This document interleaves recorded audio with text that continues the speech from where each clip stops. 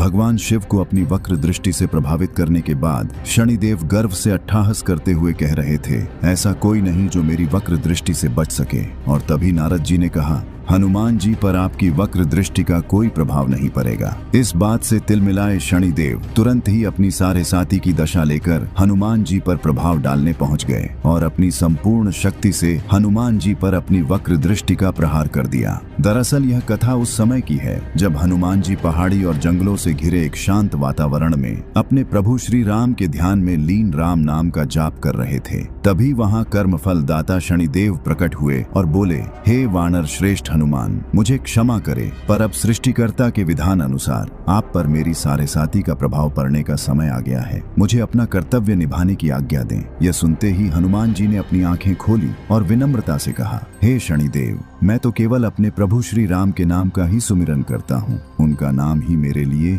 हर संकट से रक्षा का कवच है। कृपा करके आप मुझे मेरे आराध्य के ध्यान में विघ्न न डालें। इस पर शनिदेव बोले, हे हनुमान, मैं विधि के विधान से बंधा हूँ, इसे कोई नहीं टाल सकता। आपको मेरे प्रभाव को सहना ही होगा। हनुमान जी मुस्कुराए और कहा, ठीक है शनिदेव, जैसी आपकी इच्छा। यह सुनते ही शनिदेव हनुमान जी के मस्तक पर सवार हो गए और ठहाके मारकर हंसने लगे। लेकिन तभी कुछ ऐसा हुआ कि शनिदेव हनुमान जी के सामने गिड़गिड़ाने लगे। असल में जैसे ही शनिदेव हनुमान जी के सर पे सवार हुए, हनुमान जी ने अपने शरीर को विशाल पर्वतों जैसा बढ़ाना शुरू कर दिया। उनका आकार इतना विशाल हो गया कि शनिदेव उनके शरीर में बुरी तरह फंस गए और उन्हें हिलने तक की जगह नहीं मिली। शनिदेव कुछ समझ पाते इससे पहले ही हनुमान जी ने आसपास के सभी पहाड़ों को उठाकर अपने सर पर रखने लगे। वे अपना शरीर विशाल करते और जितने पर्वत दिखते उसे सर पर रखते जाते। इससे शनिदेव बहुत ही परेशान हो गए। पर्वतों के बोझ से उन्हें असहनीय पीड़ा होने लगी।